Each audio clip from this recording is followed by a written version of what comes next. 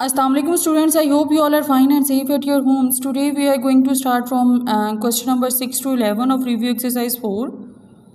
Question number 6 is solve and express the solution on number line. ठीक है, there are total two parts. The first part we will discuss over here. The second part is your homework. जी तो बच्चों ये हमने सारे question जो हैं बड़ी डिटेल के साथ किए हुए हैं. इस पार्ट का सोल्यूशन देखिए. Absolute value of 3x minus 2 is equals to 1. तो इसको हम पॉजिटिव और नेगेटिव दोनों सिंबल्स के साथ लिखेंगे जब आप इसके वर्टिकल बार्स को रिमूव करेंगे.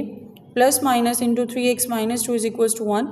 अब इनको सेपरेट बना कर लिखें. 3x minus 2 is equals to 1 and minus into minus 3x minus 2 is equals to 1. ठीक है, तो जब आपने इनको सॉल्व किया तो आपके पास x की दो वैल्यूज़ आ जाएंगी. x is equals to 1 and x is equals to 1/3. तो आई होप कि ये वैल्यूज़ आप इजीली सॉल्व कर लेंगे. ठीक है, हमारे पास सोल्यूशन सेट बनेगा 1 एंड 1/3 का. अब आपने क्या करना है, नंबर लाइन ड्रॉ करनी है. तो राइट साइड पे आपको पता है 0 के पॉजिटिव नंबर्स होते हैं, लेफ्ट साइड पे नेगेटिव नंबर्स होते हैं. अब 1/3 जो है 0 1 के दरमियान में बनेगा. इसका एक तरीका ये भी है कि 0 और 1 के बीच में आप जो है वो 3 इक्वल पार्ट्स में इसको डिवाइड कर लें. ठीक है, जो पहला पार्ट आपके बने 0 के बिल्कुल ये साथ ही लोकेट हो जाएगा, दैट इज़ 1/3. इसको मार्क कर दें. उसके बाद यहाँ पे 1 को मार्क कर दें. सो इस तरह से आपके दोनों जो नंबर हैं वो नंबर लाइन पे रिप्रेजेंट हो गए हैं. सो आई होप कि आप इसका जो सेकंड पार्ट है वो इजीली कर लेंगे. Question number 7 is solve and express the solution on the number line. Two parts हैं, हम फर्स्ट पार्ट करेंगे, second is your homework. Part 1 इज़ absolute value of 7 minus 2x is less than and equals to 1. जी तो बच्चों ये आपको पता है कि जब हम वर्टिकल बार्स जो हैं एब्सोल्यूट वैल्यू के रिमूव करते हैं तो प्लस माइनस के सिंबल हम यहाँ पे मेंशन करेंगे. Plus minus into 7 minus 2x is less than and equals to 1. अब इनको इंडिविजुअली लिखें. 7 minus 2x is less than and equals to 1. इसी तरह से minus into 7 minus 2x is equal to 1 less than is 1. ठीक है, अब यहाँ से हम x की वैल्यूज़ फाइंड आउट करते हैं. तो अब हम 7 को उठा के उधर शिफ्ट किया तो -7 हो जाएगा. ठीक है, और यहाँ पे बनेगा -2x is less than and equals to -6. आपको ये पता है कि नेगेटिव साइन जब आता है इनइक्वालिटी में तो हम इसका साइन ऑपोजिट कर देते हैं. It will become 2x is greater than and equal to 6. तो इस तरह से आपके पास जब 2 आगे डिवाइड होगा आपके पास x की फर्स्ट वैल्यू आ गई, x is greater than and equal to 3. इसी तरह से जब हमने इसको नेगेटिव सिंबल के साथ ओपन किया तो it will become -7 plus 2x is less than and equals to 1. इसको जब फर्दर सॉल्व करेंगे तो आपके पास x की सेकंड वैल्यू आएगी, x is less than and equal to 4. So the solution is 3 and 4. ठीक है, क्योंकि दोनों में इक्वल टू की कंडीशन आ रही है ना. तो इसको अब हमने मेंशन कैसे करना है कि 3 is less than and equals to x and x is less than and equals to 4. ठीक है, तो यहाँ पे आप नंबर लाइन पे रिप्रेजेंट कर दें. पॉजिटिव नंबर्स हैं तो नेगेटिव साइड पे मत जाएं, सिर्फ पॉजिटिव वैल्यूज़ जो हैं यहाँ पे ज़्यादा मार्क करें, नेगेटिव जस्ट 1-2 लिख लें. तो यहाँ पे 3 और 4 को आप यहाँ पे मार्क करेंगे और आपको पता है इनइक्वालिटीज़ के जो सर्कल्स होते हैं उसको हम फिल कर देते हैं.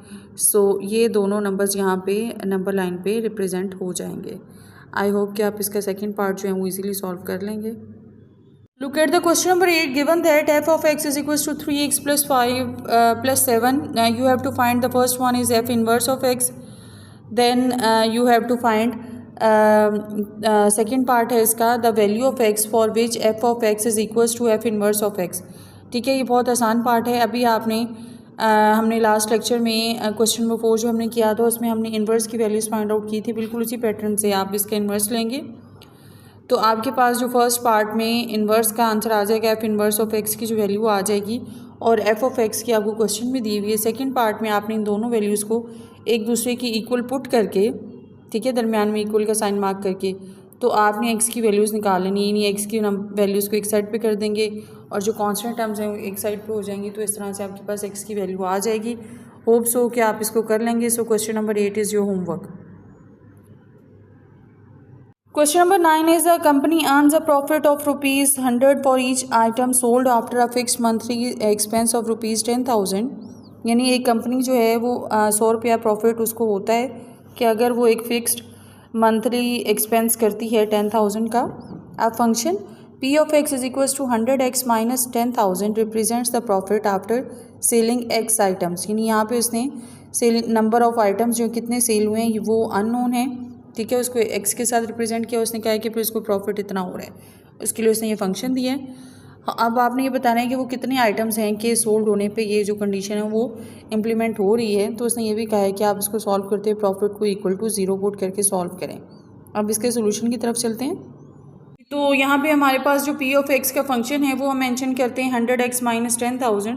अब क्वेश्चन में ही कंडीशन है कि प्रॉफिट को आप इक्वल टू 0 पुट कर सकते हैं, तो इसको हमने पुट करते हैं 0 के 0 is equals to 100x minus 10,000।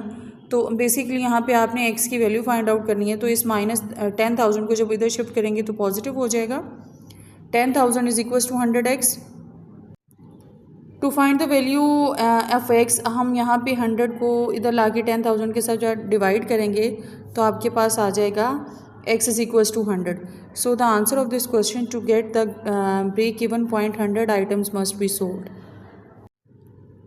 Question number 10 is a store offers a 15% discount on a product.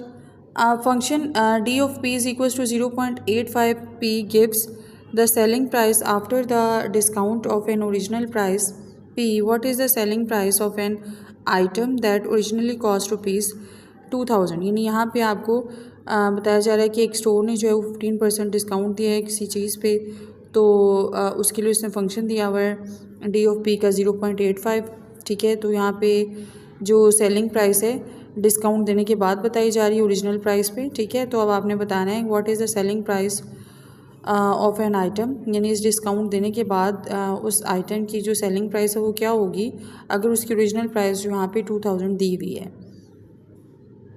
जी। तो यहाँ पे जो गिवन फंक्शन है वो मेंशन करते हैं D of P is equals to 0.85p और ओरिजिनल प्राइस आपको दी हुई है 2000 की। तो हम यहाँ पे p की वैल्यू जो है वो 2000 पुट करते हैं ताकि आपके पास सेलिंग प्राइस आ जाए आफ्टर डिस्काउंट जो कि आपने फाइंड आउट करनी है। p की जगह पे जब हमने 2000 को पुट किया 0.85 को हम 2000 से मल्टीप्लाई करें तो आपके पास आ जाएगा 1700, यानी ओरिजिनल प्राइस उस चीज़ की 2000 थी, डिस्काउंट देने के बाद उसको सेल किया जाएगा 1700।